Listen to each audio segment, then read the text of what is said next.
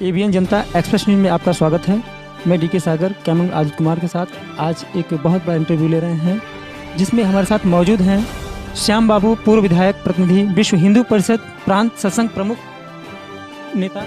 और आज इनसे जो है कुछ रामचरितमानस को लेते हुए एक सवाल जवाब करेंगे। जो स्वामी प्रसाद मौर्य जी ने जो रामचरितमानस को जलवाया, इसके प्रकरण में कुछ हम जवाब सवाल करेंगे। जो अभी तक जो है निर्णय निकल के नहीं आया है, जो गिरफ्तार किए गए हैं उनके जनप्रतिनिधि, बट ऐसा क्यों किया गया, इसमें बहुत बड़ा सवाल है। देखिए, भगवान श्री राम पूरे देश को नहीं बल्कि पूरे विश्व को जोड़ने का काम किए। उन्होंने समाज में जो मर्यादा स्थापित किया उसका कहीं दूसरा इतिहास नहीं मिलता। आज ये समाज को तोड़ने वाले जो देश विरोधी शक्तियां हैं, इन लोगों ने साजिशन हिंदुओं को लड़ाने के लिए श्री रामचरितमानस पर जो टिप्पणियां की, जो उसको जलाने का कृत्य उन्होंने किया है, निश्चित रूप से करोड़ों हिंदू समाज उन्हें कभी माफ नहीं करेगा। स्वामी प्रसाद मौर्य आज जिस प्रकार अपनी राजनीतिक दुकानें उनकी बंद हो चुकी है, उसको चलाने के लिए ये जो कुंठित प्रयास किया है, इसको हिंदू समाज कभी इस प्रयास को सफल नहीं होने देगा। भगवान श्री राम के बारे में, रामचरितमानस के बारे में चर्चा करते हुए लोग कहते हैं ढोल गंवार शूद्र पशुनारी सकल ताड़ना के अधिकारी। इसका जो एक स्वरूप समाज के सामने इन विरोधियों ने प्रस्तुत किया, वो बिल्कुल तुलसीदास जी की मनसा के विपरीत है। श्यामा प्रसाद मौर्य जी तो एक हिंदू सनातनी है ना सर, इसके बावजूद भी जो रामचरितमानस जैसे जो है ग्रंथों का जो है उन्होंने जो है ऐसा अपमान किया, जलाया। ये ऐसा नहीं करना चाहिए था, लेकिन तो फिर भी ऐसा किया। मतलब एक देश विरोधी, और वो दिखाना चाहते हैं कि हाँ, हमारे बीजेपी में जो इस तरीके से जो लोग रामचरितमानस को या सनातनी को जो प्रचार कर रहे हैं, वो क्या हिंदू राष्ट्र से जो है वो वंचित हैं या फिर जो हिंदू में नहीं है? देखिए, अगर वो सनातनी होते, अपने आप को सनातनी मानते, तो रामचरितमानस पर ओछी मानसिकता भरी राजनीति न करते। राम जी के उन विषयों को वो समाज के सामने रखते कि राम जी सबरी के जूठे बेर खाए। राम जी ने समाज के प्रत्येक, आज सरकार की भी मंशा कि समाज के अंतिम व्यक्ति के चेहरे पर मुस्कान लाया जाए। तो राम जी पूरे देश में उन्होंने नंगे पैरों भ्रमण किया। एक तरफ राज्याभिषेक हो रहा था, दूसरी तरफ पिताजी की आज्ञा हुई और वो नंगे पैर वनगमन के लिए निकले। इस दौरान उन्होंने समाज की अंतिम व्यक्ति की चिंता की और उनको एक करके दुनिया के सबसे बड़ा आतताई रावण का जब उन्होंने वध किया, तो एक तरफ तो सबरी माँ के बेर खाए, दूसरे तरफ जब रावण मृत्यु की स्थिति में था, तो उन्होंने अपने छोटे भाई लक्ष्मण से कहा कि जाके रावण से कुछ सीखिए। तो राम जी तो बहुत विशाल हृदय के व्यक्तित्व के धनी थे। उनके बारे में ये स्वामी प्रसाद मौर्य अगर कुछ बोले, तो मुझे लगता है कि इनकी वहां तक पहुंच ही नहीं जहां तक राम जी ने काम किया।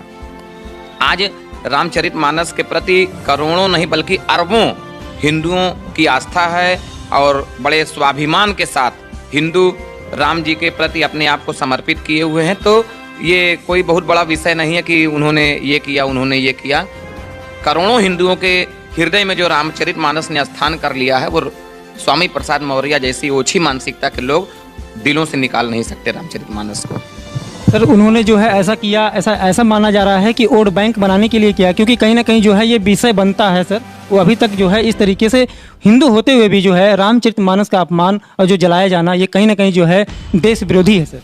देखिए, इस तरीके का कृत्य जब इस देश में स्थापित नरेंद्र मोदी जी की सरकार, राष्ट्रवादी सरकार को अस्थिर करने के लिए जब चुनाव आएगा, इस तरीका आपने पिछले चुनाव में देखा होगा कि शाहीन बाग के मुद्दा को उठाया गया, जबकि उसमें सच्चाई कुछ नहीं थी। आज रामचरितमानस के इस प्रकरण को समाज के बीच में लाकर हिंदुओं को के अंदर जो एकजुटता आई है, विरोधी शक्तियों से ये देखा नहीं जा रहा है।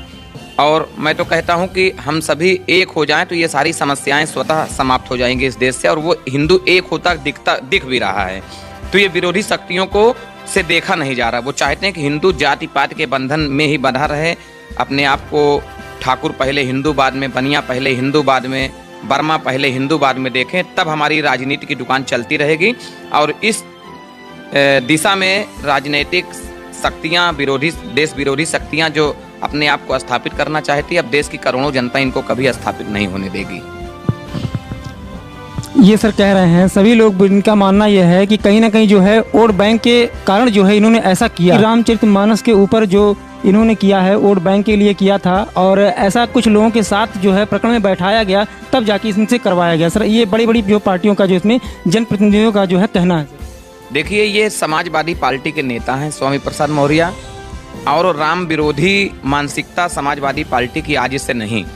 कभी जब मुलायम सिंह यादव इस प्रदेश के मुख्यमंत्री थे, उन्होंने अयोध्या में कारसेवकों के ऊपर भयंकर गोलीबारी चलाई थी। हम लोग कहते रामलला हम आएंगे, मंदिर वहीं बनाएंगे, उन्होंने गोलियां चलवाई। हम लोग उस कलंक के ढांचे को, जिसको बाबरी मस्जिद कहा जाता था, उसको हटाने का जब संकल्प लिया तो उन्होंने गोलियां चलाई। और बाद में फिर मुलायम सिंह यादव ने कहा कि मुसलमानों के विश्वास को जीतने के लिए अगर मुझे और हिंदुओं पर गोलियां चलानी पड़ती तो मैं चलाता। तो ये कोई नई बात नहीं कि समाजवादी पार्टी राम विरोधी है, हिंदुत्व विरोधी है, देश विरोधी है। आज स्वामी प्रसाद मौर्य ने जिस प्रकार रामायण रामचरितमानस के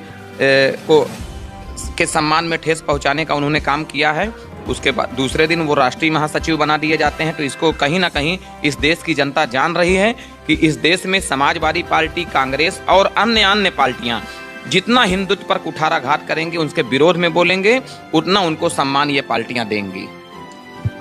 सपा प्रमुख जो राष्ट्रीय अध्यक्ष अखिलेश यादव जी हैं, उनका कहना ये जो धार्मिक स्थल है वहाँ पर जाते हैं या हमारे जनप्रतिनिधि जाते हैं तो कहीं ना कहीं जो है हमको शूद्र बताते हुए जो है आशीर्वाद नहीं मिलता है और ना दिया जाता है। इन प्रकरणों में जो है काफ़ी सवाल उठ रहा है। सर बिल्कुल ऐसा कुछ नहीं है। देश में सर्वे भवन्तु सुखिनः सर्वे सन्तु निरामया, हम तो सबके कल्याण की बात करते हैं, हम तो अपने दुश्मन के भी कल्याण की बात करते हैं। फिर शूद्र तो हमारे भाई हैं, ऐसा बिल्कुल नहीं है। इन लोगों की ये देश में गलतफहमी लोगों के अंदर फैलाकर अपनी राजनीतिक रोटियां सेक रहे हैं, इसके अलावा और कुछ नहीं है। ये बहुत बहुत धन्यवाद।